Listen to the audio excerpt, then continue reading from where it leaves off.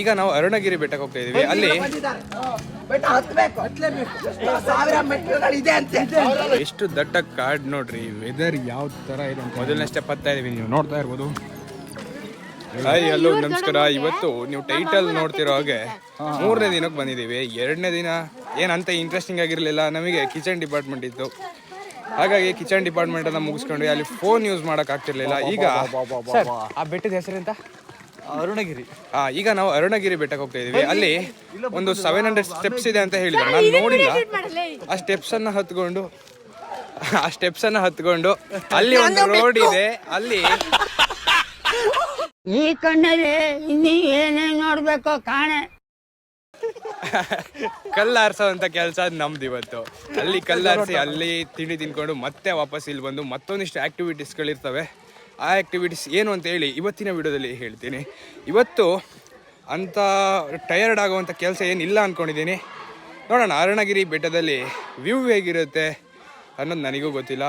View ನೋಡಿಕೊಂಡು ನಿಮಗೆ ತೋರಿಸಿ ಖುಷಿ ಪಡಿಸೋದೇ ನನ್ನ ಕೆಲಸ.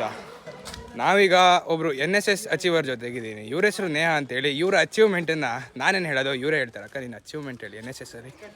ಎಲ್ಲರಿಗೂ ಶುಭ ಮುಂಜಾನೆ. ನಾನು ನೇಹಾ ಶಾಂತವೇರಿ. ನಂದಿದು 7ನೇ ಕ್ಯಾಂಪ್ ಆಗಿದೆ.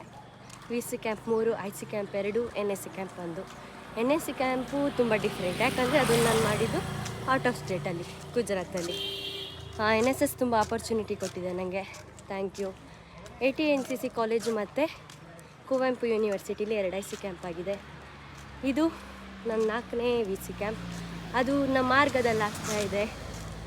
ಅದು ಇವರೂರಲ್ಲಿ, ಇವರೂರು ಕೂಡ ಶಾಂತವೇರಿ ಅಲ್ಲ? ಶಾಂತವೇರಿ ಅಂದರೆ ನಿಮಗೆ ಗೊತ್ತಾಗಿರುತ್ತೆ. ಏನು ಹೇಳಿ? ಗೋಪಾಲ್ ಗೌಡ್ರು. ಶಾಂತರವೇರಿ ಗೋಪಾಲ ಗೌಡ್ರು ಅವ್ರ ಬಗ್ಗೆ ನೀವು ಇನ್ನೂ ತಿಳ್ಕೊಬೇಕು, ತಿಳ್ಕೊಂಡಿಲ್ಲ ಅಂದರೆ ತಿಳ್ಕೊಳ್ಳಿ. ಒಂದಿಷ್ಟು ಬಡವರು ಇವತ್ತು ಒಂದು ತುತ್ತ ಅನ್ನ ತಿಂತಾ ಇದ್ದಾರೆ ಅಂದರೆ ಅದಕ್ಕೆ ಈ ಗೋಪಾಲ್ ಗೌಡ್ರು ಕಾರಣರಾಗಿರ್ತಾರೆ. ನಿಮಗೆ ಗೊತ್ತಿರ್ಬೋದು, ಇಂದಿರಾ ಗಾಂಧಿ ಅವ್ರ ಟೈಮ್ ಅಂದ್ಕೊಂಡಿರ್ತೀನಿ, ಉಳುವವನೇ ಹೊಲದೊಡೆ ಅಂತ ಒಂದು ಆರ್ಡ್ರ್ ಬರುತ್ತೆ. ಅದರಲ್ಲಿ ತುಂಬ ಜನಿಗೆ ಈಗ ಗೇಣಿ ಕೆಲಸ ಮಾಡಿ ಏನು ದುಡ್ಕೊಂಡು ತಿಂತಾ ಇರ್ತಾರಲ್ಲ, ಅವರು ಯಾವ ಜಾಗದಲ್ಲಿ ಗೇಣಿ ಮಾಡ್ತಿದ್ರು ಅದ್ರ ಓನರಿಂದ ವಾಪಸ್ ಗೇಣಿದಾರರಿಗೆ ಆ ಆಸ್ತಿನ ತಂದ್ಕೊಡೋದ್ರಲ್ಲಿ ಗೋಪಾಲ್ ಗೌಡ್ರು ತುಂಬ ಹೆಲ್ಪ್ ಮಾಡಿದ್ದಾರೆ. ಸರಿನಾಗ? 100%. ನನಗೆ ಗೊತ್ತಿರೋ ಇನ್ಫಾರ್ಮೇಷನ್ ಇಷ್ಟೇ ಗುರು. ನಾವೀಗ ಗುಡ್ದ ಹತ್ರ ಹೋಗ್ತಾ ಇದ್ದೀವಿ, ಅಲ್ಲಿರೋ ಸ್ಟೆಪ್ಸನ್ನು ಕ್ಲೀನ್ ಮಾಡ್ತೀವಿ, ವ್ಯೂ ಹೇಗಿದೆ ನೋಡ್ತೀವಿ. ಇಷ್ಟೇ ಇವತ್ತಿಗೆ. ಅಲ್ಲಿನ ವ್ಯೂ ನೋಡಬೇಕು ಹೇಗಿರುತ್ತೆ ಅಂತ. ನಾವೀಗ ಆರ್ಗದ ಒಂದು ಸೆಂಟರ್ ಆಫ್ ಅಂದರೆ ಇಲ್ಲಿರೋ ಜಾಗಗಳೆಲ್ಲ ಒಂದು ಸ್ವಲ್ಪ ಬೆಳವಣಿಗೆ ಆಗಿರೋಂಥ ಜಾಗದಲ್ಲಿ ಇದ್ದೀವಿ. ಇದೇನು ಅಂಥ ದೊಡ್ಡ ಊರಲ್ಲ, ನೀವು ನೋಡ್ತಾ ಇರ್ಬೋದು. ಸಣ್ಣದಾದಂಥ ಊರು. ಇಲ್ಲೊಂದು ಊರಿದೆ, ಇದು ಆರ್ಗ. ಹಾಗೆ ಇಲ್ಲಿರುವಂಥ ನೇಚರಲ್ಲಿರುವಂಥ ಎಲ್ಲ ರಿಸೋರ್ಸಸ್ಗಳನ್ನು ಸೇಫಾಗಿ ಇಟ್ಕೊಂಡಿದ್ದಾರೆ. ನ್ಯಾಚುರಲ್ಲಾಗಿ ಹೇಗಿತ್ತು ಇವತ್ತಿಗೂ ಹಾಗೇ ಇದೆ. ಯಾವುದೇ ಒಂದು ಜಾಗವನ್ನು ಹಾಳು ಮಾಡಿಲ್ಲ. ನೀವು ನೋಡ್ತಾ ಇರ್ಬೋದು, ರೋಡ್ ಸೈಡ್ ಬರ್ತಾ ಕಾಡುಗಳನ್ನು ಎಲ್ಲ ಹಾಗೆ ಇಟ್ಟಿದ್ದಾರೆ. ನಮ್ಮೂರಲ್ಲಾಗಿದ್ದರೆ ಒತ್ತುವರಿ ಮಾಡಿ ಅಲ್ಲೊಂದು ಅಂಗಡಿ ಕಟ್ಟಿ ಅಲ್ಲೊಂದು 50 ರೂಪಾಯಿ ಕೊಟ್ಟೆ ಮಾರುವಂಥ ಮನುಷ್ಯರು ನಮ್ಮೂರಲ್ಲಿದ್ದಾರೆ. ಆದರೆ ಈ ಊರಲ್ಲಿರುವಂಥ ಜನಗಳು ಆ ಥರ ಮಾಡಿಲ್ಲ. ಖಾಲಿ ಜಾಗಗಳು ಎಷ್ಟೇ ಇದ್ದರೂ ಅವನ್ನ ಹಾಗೇ ಬಿಟ್ಟು ಊರಿನ ಉದ್ಧಾರ, ಹಾಗೆ ನೈಸರ್ಗಿಕವಾಗಿ ಸಂಪನ್ಮೂಲವಾದಂಥ ಜಾಗ ಆರ್ಗ. ನಾವೀಗ ಬೆಟ್ಟದ ಹತ್ರ ಬಂದಿದ್ದೀವಿ. ನೀವು ವ್ಯೂ ನೋಡ್ತಾ ಇರ್ಬೋದು ಹೇಗಿದೆ ಅಂತ ಹೇಳಿ. ವ್ಯೂ ಹೇಗಿದೆ ಅಂತ ಕಾಮೆಂಟ್ ಮಾಡಿ. ಬೆಟ್ಟದಲ್ಲಿ ಸಿಗ್ತೀನಿ. ನಾವೀಗ ಗುಡ್ಡ ಹತ್ತಕ್ಕೆ ಶುರು ಮಾಡಿದ್ದೀವಿ. ಆದರೆ ನೀವು ನೋಡ್ತಾ ಇರ್ಬೋದು, ಕಲ್ಲು ಮೇಲೆ ಎಲ್ಲ ಬರೆದಿರೋವಂಥ ಒಂದಿಷ್ಟು ಲಿಪಿಗಳನ್ನು ನೀವು ನೋಡ್ತಾ ಇರ್ಬೋದು. ನನಗೆ ಸರಿಯಾಗಿ ಕಾಣಿಸ್ತಿಲ್ಲ, ಬಟ್ ಆ ಕಲ್ಲುಗಳ ಮೇಲೆ ಕೆತ್ತನೆ ಮಾಡಿದ್ದಾರೆ. ನೀವು ನೋಡ್ತಾ ಇರ್ಬೋದು, ಕಲ್ಲುಗಳ ಮೇಲೆ ಕೆತ್ತನೆ ಮಾಡಿದ್ದಾರೆ. ಇದು ಒಂಥರ ವಿಶೇಷನೇ. ಇವತ್ತಿನ ಕಾಲದಲ್ಲಿ ಹಳೆಯ ಕಾಲದ ಬಂಡೆ ಕಲ್ಲುಗಳು ಅಥವಾ ಪಳೆಯುಳಿಕೆಗಳು ಸಿಗೋದಿಲ್ಲ. ಇಲ್ಲಿ ಎಲ್ಲದನ್ನು ಕೂಡ ಸೇಫಾಗಿ ಇಟ್ಕೊಂಡಿದ್ದಾರೆ. ನೀವು ನೋಡ್ತಾ ಇರ್ಬೋದು, ಇವತ್ತಿಗೂ ಈ ಜಾಗದಲ್ಲಿ ಪೂಜೆ ಆಗುತ್ತೆ. ಡ್ರಮ್ ಇದೆ, ಎಲ್ಲ ಇದೆ. ಚೆನ್ನಾಗಿದೆ ಗುರು ಈ ಒಂಥರ ಐತಿಹಾಸಿಕವಾಗಿರೋಂಥ ಒಂದು ಊರಿದು. ಚೆನ್ನಾಗಿದೆ. ಇಂಥ ಒಳ್ಳೆ ಜಾಗದಲ್ಲಿ ಇಲ್ಲೊಂದು ಸ್ಕೂಲ್ ಕೂಡ ಇದೆ, ನೀವು ನೋಡ್ತಾ ಇರ್ಬೋದು. ಸರ್ಕಾರಿ ಕಿರಿಯ ಪ್ರಾಥಮಿಕ ಶಾಲೆ ಆರ್ಗ ಅಂತ ಅಂದ್ಕೊಂಡಿದ್ದೀನಿ. ನಾನು ಬೋರ್ಡ್ ನೋಡಿಲ್ಲ, ತುಂಬ ಮುಂದೆ ಬಂದುಬಿಟ್ಟೆ. ಎಂಥ ಜಾಗದಲ್ಲಿ ಎಂಥ ಒಳ್ಳೊಳ್ಳೆ ಸ್ಕೂಲ್ಗಳು ಕಟ್ಟಿದ್ದಾರೆ ರೀ. ಇಂಥ ಜಾಗದಲ್ಲಿ ಓದೋವಂಥ ಹುಡುಗರು ಪುಣ್ಯವಂತರು ಅಂತ ಹೇಳ್ಬೋದು. ನಾವು ಓದ್ತಿರೋ ಊರಲ್ಲೆಲ್ಲ ರೋಡು ಬರೀ ಪಯ್ಯ ಪಯ್ಯ ಪಯ್ಯ ಪಯ್ಯ ಅಂತ ಹಾರ್ನ್ ಮಾತ್ರ ಕೇಳಿಸ್ಕೊಂತಿದ್ದು ಬಿಟ್ರೆ ಮಾಸ್ಟರ್ ಪಾಠ ಏನು ಕೇಳ್ತಿರ್ಲಿಲ್ಲ. ಅದಕ್ಕೆ 60-50ಲೇ ಇದ್ದೀವಿ ನಾವಿನ್ನು. ಹೋಗ್ತಾ ಇದ್ದೀವಿ ಬೆಟ್ಟದ ಕಡೆ. ಈಗಲೇ ಸುಸ್ತಾಯ್ತು ರೀ. ನೋಡ್ತಾ ಇರ್ಬೋದು MPM ಕಡ್ದಿದ್ದಾರೆ. ಮತ್ತೇನು ಕೆಲಸ ಅವ್ರಿಗಲ್ವಾ. ಎಷ್ಟು ದಟ್ಟ ಕಾಡು ನೋಡ್ರಿ. ವೆದರ್ ಯಾವ ಥರ ಇದೆ ಅಂತ ನೀವು ನೋಡ್ತಾ ಇರ್ಬೋದು. ಈ ವೆದರಲ್ಲಿ ಇಲ್ಲೊಂದು ಮನೆ ಕೂಡ ಇದೆ. ದಿನಾಲು ಇಂಥ ಒಳ್ಳೆ ವೆದರಲ್ಲಿ ಇರೋವಂಥ ಇವರೇ ಪುಣ್ಯವಂತರು. ಯಾವುದೇ ಏರ್ ಪೊಲ್ಯೂಷನ್ ಇಲ್ಲ, ನಾಯ್ಸ್ ಪೊಲ್ಯೂಷನ್ ಇಲ್ಲ, ಯಾವುದೇ ಪೊಲ್ಯೂಷನ್ ಇಲ್ಲ. ಫ್ರೆಶ್ ಏರ್, ಫ್ರೆಶ್ ವಾಟರ್, ಒಳ್ಳೆ ಜೀವನ ರೀ ಇದು. ಇದೊಂಥರ ಖುಷಿಯಾದ ಜೀವನ. ನಮ್ಮೂರು ಚೆನ್ನಾಗಿದೆ, ಚೆನ್ನಾಗಿಲ್ಲ ಅಂತ ಹೇಳ್ತಿಲ್ಲ. ಆದರೆ ನಮ್ಮೂರಲ್ಲಿ ಕಾಡು ಕಡಿಮೆ, ನೀಲಗಿರಿ ಪ್ಲಾಂಟೇಷನ್ಗಳು, MPMಗಳೇ ಜಾಸ್ತಿ. ಇವತ್ತಿನ ಕಾಲದಲ್ಲಿ ಇಂಥ ಕಾಡುಗಳನ್ನು ಉಳಿಸ್ಕೊಂಡಿರೋ ಈ ಊರಿನವರು ತುಂಬ ಪುಣ್ಯವಂತರು ರೀ. ಎಲ್ಲರೂ ಚೇರ್ ಮಾಡ್ತಾ ಇದ್ದಾರೆ.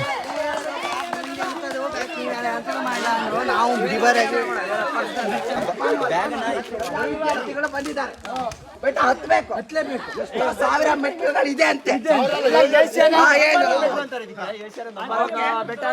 ನಾವು ಬಹಳ ದೂರದಿಂದ ಬಂದಿದ್ದೇವೆ. ನಮ್ಮ ಅವರು ಸ್ಟೂಡೆಂಟ್ಸ್ಗಳು ಕಾಲೇಜಿಂದ ಕರ್ಕೊಂಡು ಬಂದಿದ್ದೀವಿ. ಈಗ ಹತ್ತಬೇಕಂತಿದ್ದೀವಿ. ಇನ್ನು ಹತ್ತಿಲ್ಲ, ಹತ್ತಬೇಕು ಅಷ್ಟೇ ಅಷ್ಟೇ. ಥ್ಯಾಂಕ್ ಯು ರಂಗಣ್ಣ ಅವರೇ. ಈಗ ನೋಡೋಣ ನಮ್ಮ ವಿದ್ಯಾರ್ಥಿಗಳಲ್ಲಿ ಎಷ್ಟು ಜನ ಮೇಲೋಗ್ತಾರೆ, ಎಷ್ಟು ಜನ ಅರ್ಧಕ್ಕಿರ್ತಾರೆ, ಯಾರು ಹತ್ತೋದಿಲ್ಲ ಅಂತ ಎಲ್ಲರೂ. ಈಗ ಎಲ್ಲರೂ ಒಂದು ಸ್ಮಾಲ್ ಬ್ರೇಕ್ ನಂತರ ಮತ್ತೆ ಸಿಗೋಣ ಸ್ನೇಹಿತರೆ.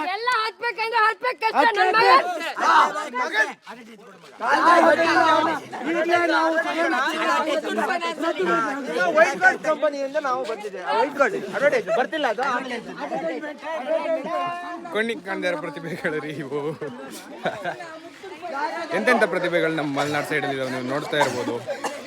ತುಂಬ ಒಳ್ಳೊಳ್ಳೆ ಪ್ರತಿಭೆಗಳಿವೆ. ಆದರೆ ಅವ್ರಿಗೆ ಬೇಕಾಗಿರುವಂಥ ಯಾವುದೇ ಒಂದು ಆಪರ್ಚುನಿಟಿಗಳು ಇಲ್ಲದೆ ಇರೋದ್ರಿಂದ ಈ ಜನರಿಗೆ ಬೇಕಾಗಿರುವಂಥದ್ದು ಯಾವುದೂ ಸಿಗಲ್ಲ. ನಮ್ಮ ಮಲೆನಾಡು ಭಾಗದಲ್ಲಿರುವಂಥ ಟ್ಯಾಲೆಂಟು ಎಲ್ಲೂ ಸಿಗಲ್ಲ ರೀ. ಆದರೆ ಅವ್ರಿಗೆ ಬೇಕಾಗಿರೋ ಆಪರ್ಚುನಿಟಿಗಳು ನಮಗೆ ಸಿಗ್ತಾ ಇಲ್ಲ. ನಮ್ಮ ಶರಾವತಿ ಕಾಲೇಜಲ್ಲಿ ತುಂಬ ಆಪರ್ಚುನಿಟಿಗಳು ಕೊಡ್ತಾರೆ. ತುಂಬ ಖುಷಿಯಾಗುತ್ತೆ ರೀ. ಎಜುಕೇಷನಿಂದ ಹಿಡಿದು ಕಲ್ಚರಲ್ ಆ್ಯಕ್ಟಿವಿಟೀಸ್ ಆಗಿರ್ಬೋದು, ಅಥವಾ ಯಾವುದೇ ಥರದ ಎಂಟರ್ಟೈನ್ಮೆಂಟ್ ಆಗಿರ್ಬೋದು. ಪಾಠ ಇದ್ದಾಗ ಪಾಠ, ಎಂಟರ್ಟೈನ್ಮೆಂಟ್ ಇದ್ದಾಗ ಎಂಟರ್ಟೈನ್ಮೆಂಟು, ಸ್ಟ್ರಿಕ್ನೆಸ್ ಇದ್ದಾಗ ಸ್ಟ್ರಿಕ್ನೆಸ್ಸು. ಇದು ನಮ್ಮ ಕಾಲೇಜಿನ ಒಂದು ಒಳ್ಳೆ ವಿಷಯ ಅಂತಲೇ ಹೇಳ್ಬೋದು. ನೀವು ನೋಡ್ತಾ ಇರ್ಬೋದು ಬೆಟ್ಟ ಹತ್ತೋಕ್ಕೆ ಸ್ಟೆಪ್ಗಳು ಹೇಗಿದ್ದಾವೆ ಅಂತ ನಾನು ನಿಮಗೆ ತೋರಿಸ್ತೀನಿ ಒಂದ್ಸಲ.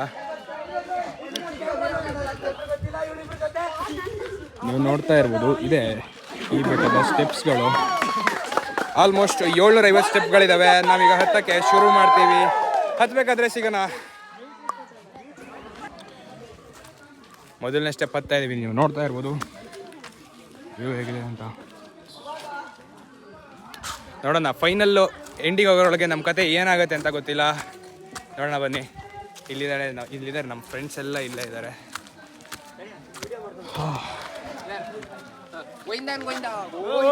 ಗೋವಿಂದನ್ ಗೋವಿಂದ ಅಂತದಾನೆ. ನನ್ನ ಚಾನಲ್ ಶುರು ಆಗಿಂತ ಮುಂಚೆನೆ ಮುಗ್ಸಕ್ಕೆ ರೆಡಿ ಆಗಿರೋರಲ್ಲ. ಹೊಡಿರಿ ಚಪ್ಪಾಳೆ. ಏನೋ ಎಳ್ಕೊಂಡು ಹೋಗಿದ್ದಾರೆ, ಏನಂತ ಗೊತ್ತಿಲ್ಲ. ನೀವು ನೋಡ್ತಾ ಇರ್ಬೋದು ಕಲ್ಲೆಲ್ಲ ಒಡೆದೋಗಿದೆ. ಇವರು ನಮ್ಮ ಕಾಲೇಜಿನ ಟಾಪರ್ ಶ್ರೇಯಾಂಕ್ ಅಂತ ಹೇಳಿ. ಹತ್ತುತ್ತಾ ಕತೆ ಏನಾಗುತ್ತೆ ಅನ್ನೋದನ್ನ ಮುಂದೆ ನೋಡೋಣ. ಸುಸ್ತಾಗ್ತಿದೆ ರೀ ಹತ್ತರೊಳಗೇನೆ. ನೀವು ನೋಡ್ತಾ ಇರ್ಬೋದು ಎಷ್ಟು ಚೆನ್ನಾಗಿ ಸ್ಟೆಪ್ಸನ್ನು ಮಾಡಿದ್ದಾರೆ. ಯಾವ ಕಾಲದಲ್ಲಿ ಮಾಡಿದೆ ಅಂತ ಸತ್ಯವಾಗ್ಲೂ ಗೊತ್ತಿಲ್ಲ. ಮೇಲ್ಗಡೆ ಅಲ್ಲೇನೋ ರೋಡ್ ಇದೆ ಅಂತೆ, ಅಲ್ಲಿ ಕ್ಲೀನ್ ಮಾಡಬೇಕಂತೆ. ಈ ರಾಷ್ಟ್ರೀಯ ಸೇವಾ ಯೋಜನೆ ಕೆಲಸನೇ ಸೇವೆ ಮಾಡುವಂಥದ್ದು. ಯಾವುದೇ ಇಂಟೆನ್ಷನ್ ಇಲ್ಲದೆ ಮಾಡುವಂಥ ಕೆಲಸನೇ ಸೇವೆ. ಅದು ಈ ರಾಷ್ಟ್ರೀಯ ಸೇವಾ ಯೋಜನೆಯ ಕೋರ್ ಮೀನಿಂಗ್. ಇಷ್ಟೇ ರೀ. ನನ್ನ ಫಸ್ಟ್ ವ್ಲಾಗ್ ಇದು. ಏನಾಗುತ್ತೆ ಅಂತ ಗೊತ್ತಿಲ್ಲ. ಟೈಮ್ ನೋಡಿ 8:45. 8:45ಗೆ ನಾವು ಎಷ್ಟು ದೂರ ಬಂದಿದ್ದೀವಿ. ವೆದರ್ ಹೇಗಿದೆ ನೋಡ್ತೀರಾ? ನೋಡಿ ಹೇಗಿದೆ ಅಂತ ಹೇಳಿ. ತುಂಬ ಸ್ಟೀಪ್ ಇದೆ ರೀ. ಹತ್ತೋದು ತುಂಬ ಕಷ್ಟ ಇದೆ.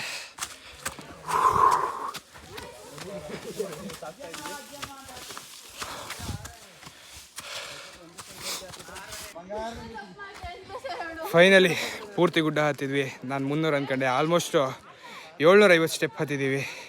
ಒಂದೇ ಸೆಕೆಂಡು. 750 ಸ್ಟೆಪ್ ಹತ್ತಿದ್ದೀವಿ. ಫೈನಲಿ ನಾವು ಮೇಲೆ ಬಂದ್ವಿ.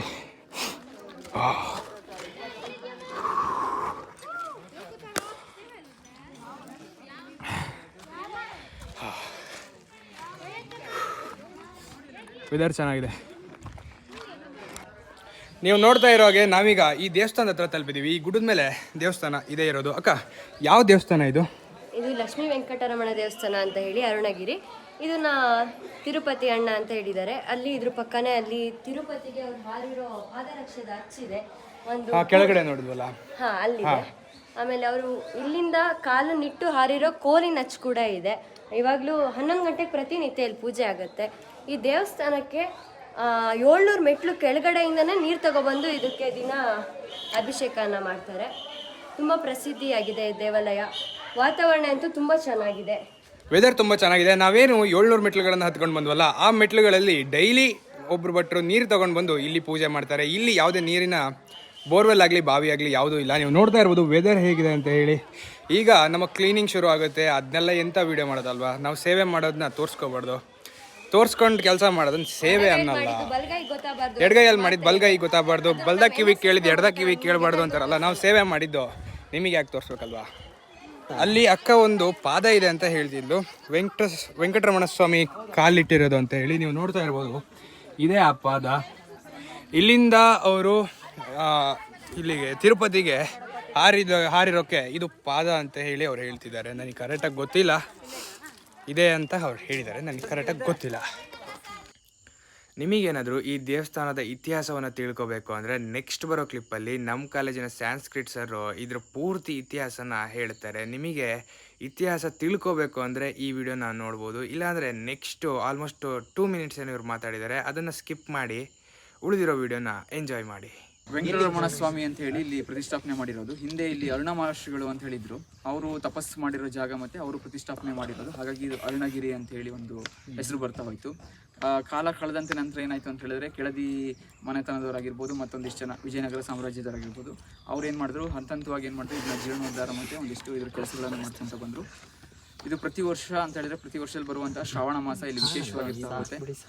ಇಲ್ಲಿಗೆ ಸಂಬಂಧಪಟ್ಟ ಹಾಗೆ ಹಲವಾರು ಮನೆತನದವರು, ಹಲವಾರು ಕುಟುಂಬದವರು ಏನು ಮಾಡ್ಕೊತಾರೆ, ಇಟ್ಕೊತಾರೆ. ಶ್ರಾವಣದಲ್ಲಿ ಬಹಳ ವಿಶೇಷವಾಗಿ ಇಲ್ಲಿ ಕಾರ್ಯಕ್ರಮಗಳು, ಪೂಜಾ ವಿಧಾನ, ಶ್ರಾವಣದಲ್ಲಿ ಕಾರ್ಯಕ್ರಮಗಳು ಇರುತ್ತೆ.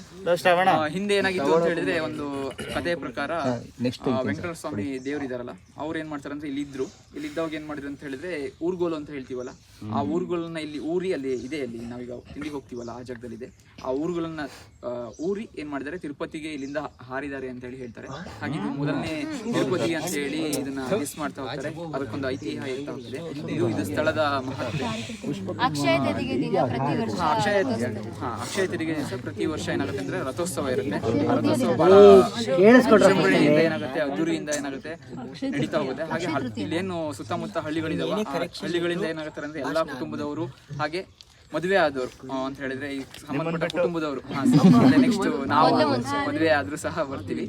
ಮದುವೆ ಆಗಿರ್ತಕ್ಕಂಥ ಜೋಡಿಗಳು ಏನ್ ಮಾಡ್ಬೇಕಂದ್ರೆ ಇಲ್ಲಿ ಬಂದು ಹರಕೆಗಳು ಮತ್ತೊಂದು ಇನ್ನೊಂದು ಸ್ವೀಕಾರ ಮಾಡೋದು, ಇದ್ರೊಂದು ಪದ್ಧತಿಗಳು ನಡ್ಕೊಂಡು ಬಂದೆ. ಇಷ್ಟು ಹೇಳ ಅವಕಾಶ ಮಾಡ್ತಿದ್ದೀನಿ. ಪ್ರತಿದಿನ ದೇವಸ್ಥಾನಕ್ಕೆ ಇಲ್ಲೆಲ್ಲೂ ನೀರಿಲ್ಲ. 700 ಮೆಟ್ಲಿಂದ ದಿನ ಕೆಳಗೆನೆ ಭಟ್ರು ನೀರ್ ತಗೊಬಂದ್ ದಿನ ಅಭಿಷೇಕ ದೇವರಿಗೆ ನೀರ್ ಇಲ್ಲ ಇಲ್ಲ ಅವ್ರು ಗಾಡಿಲಿ ಬಂದು ಕೊಡ ತಗೊಂಡು ಕೆಳಗ್ ಹೋಗಿ ನೀರ್ ತಗೊಂಡೆ ಅದೇ ಮೆಟ್ಲಲ್ಲೇ ಹತ್ಕೊ ಬಂದೆ ದಿನ ಪೂಜೆ ಮಾಡೋದು. ಎಲ್ಲ ಜಾಗಗಳನ್ನ ತೋರಿಸ್ದೆ, ಆದರೆ ಇಲ್ಲಿರೋವಂಥ ಒಂದು ವ್ಯೂ ಇದೆ, ಅದನ್ನು ಕೂಡ ನಾನು ತೋರಿಸ್ತೀನಿ. ಈಗ ಫೋಟೋ ತೆಗಿತಾ ಇದ್ದೀವಿ, ವ್ಯೂನ ತೋರಿಸ್ತೀನಿ. ಸಿನಿಮ್ಯಾಟಿಕ್ಸ್ ಬರುತ್ತೆ. ಈ ಎಲ್ಲ ಗುಡ್ಡ ಬೆಟ್ಟಗಳನ್ನು ಹತ್ತಿ ಏನಕ್ಕೆ ಬಂದಿದ್ದೇವೆ ನಾವು, ವ್ಯೂ ನೋಡೋಕ್ಕೆ ಬಂದಿದ್ದೀವಿ. ನೀವು ನೋಡ್ತಾ ಇರ್ಬೋದು.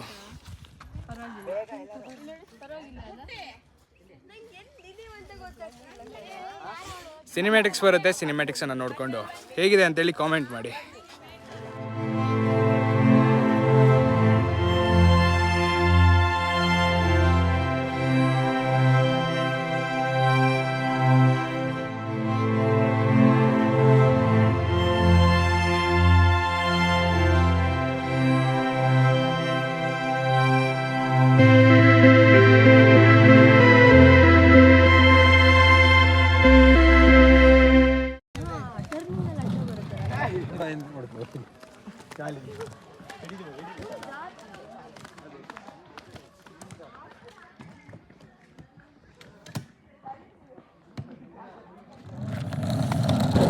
ನಾವು ಈ ಬೆಟ್ಟ ಹತ್ತಬೇಕಾದ್ರೆ ಸ್ಟೆಪ್ಸಲ್ಲಿ ಹತ್ಕೊಂಡು ಬಂದ್ವಿ. ಆದರೆ ಈಗ ಬಿಸಿಲು ಜಾಸ್ತಿ ಆಗಿರೋದ್ರಿಂದ, ಹಾಗೆ ಸ್ಟೆಪ್ಸ್ಗಳು ತುಂಬ ಸ್ಟೀಪ್ ಆಗಿರೋದ್ರಿಂದ ನಾವು ರೋಡಲ್ಲಿ ವಾಪಸ್ ಬರ್ತಾ ಇದ್ದೀವಿ. ಇಲ್ಲಿ ವೆಹಿಕಲ್ ಬರೋದಕ್ಕೆ ಈ ಬೆಟ್ಟಕ್ಕೆ ಫುಲ್ ರೋಡ್ ಮಾಡಿದ್ದಾರೆ ದೇವಸ್ಥಾನದ ತನಕ. ಹಾಗೆ ಇಲ್ಲಿ ಜಾತ್ರೆ ಕೂಡ ನಡೆಯುತ್ತೆ ಅಂತ ಅವ್ರು ಹೇಳಿದರು. ನಾನು ಹೇಳಿದ್ನಲ್ಲ ಸಂಸ್ಕೃತ್ ಸರ್ ಅವ್ರು ಹೇಳಿರೋದನ್ನೆಲ್ಲ ಈ ವಿಡಿಯೋದಲ್ಲಿ ಹಾಕಿದ್ದೀನಿ, ನೀವು ನೋಡ್ತಾ ಇರ್ಬೋದು. ಹೇಗಿದೆ ನೋಡ್ರಿ ರಿವ್ಯೂ. ಬಾಯ್ ಬಾಯ್. ಸೊ ಫೈನಲಿ ನೀವು ನೋಡ್ತಾ ಇರ್ಬೋದು, ನಾವು ಈ ದೇವಸ್ಥಾನದಿಂದ ಹೊರಟಿದ್ದೀವಿ. ಟೈಮ್ ನೀವು ನೋಡ್ತಾ ಇರ್ಬೋದು 11 ಗಂಟೆ ಆಗಿದೆ. 11 ಗಂಟೆಗೆ ಹೊರಡ್ತಾ ಇದ್ದೀವಿ. ಈಗ ಶಾಂತವೇರಿಗೆ ಹೋಗಿ ಅಲ್ಲಿ ಫ್ರೆಶ್ ಅಪ್ ಆಗಿ ಮಧ್ಯಾಹ್ನ ಕಾರ್ಯಕ್ರಮ ಇದೆ, ಅದನ್ನು ಮುಗಿಸ್ಕೊಂಡು ಮತ್ತೆ ಪಾಚ್ಕೊಳ್ಳೋದು. ಇಷ್ಟೇ ಇವತ್ತಿನ ವೀಡಿಯೋದಲ್ಲಿ. ಮುಂದೆ ಏನಾದರೂ ಕಾರ್ಯಕ್ರಮಗಳಲ್ಲಿ ವೀಡಿಯೋ ಮಾಡೋಕ್ಕೆ ಬಿಟ್ಟರೆ ವೀಡಿಯೋ ಮಾಡ್ತೀನಿ, ಇಲ್ಲ ಅಂದರೆ ಇಲ್ಲಿಗೆ ಲಾಸ್ಟ್ ಆಗುತ್ತೆ. ವಿಡಿಯೋ ಇಷ್ಟ ಆಗಿದ್ರೆ ಲೈಕ್ ಮಾಡಿ, ಶೇರ್ ಮಾಡಿ, ಹಾಗೆ ಫಾಲೋ ಆ್ಯಂಡ್ ಸಬ್ಸ್ಕ್ರೈಬ್ ಮಾಡೋದನ್ನು ಮರಿಬೇಡಿ. ಇದೇ ಥರದ ಇನ್ನೊಂದು ಇಂಟ್ರೆಸ್ಟಿಂಗ್ ವಿಡಿಯೋದಲ್ಲಿ ಮತ್ತೆ ಸಿಗ್ತಾ ಇರ್ತೀನಿ. ಧನ್ಯವಾದಗಳು. ಬಾಯ್ ಬಾಯ್. ಇನ್ಸ್ಟಾಗ್ರಾಮಲ್ಲಿ ಫಾಲೋ ಮಾಡೋದು ಮರಿಬೇಡಿ. ಅದೇ ಹೇಳ್ತಿದ್ದೀನಿ, ಇವನ್ ID ಕೂಡ ಇಲ್ಲಿ ಹಾಕಿರ್ತೀನಿ, ನನ್ನ ಐಡಿನೂ ಹಾಕಿರ್ತೀನಿ. ಫಾಲೋ ಮಾಡೋದನ್ನು ಮರಿಬೇಡಿ. ಆ್ಯಂಡ್ ಬಾಯ್ ಬಾಯ್.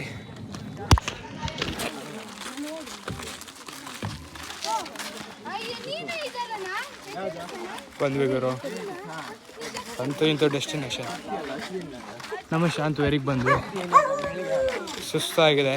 ಬಾಯ್.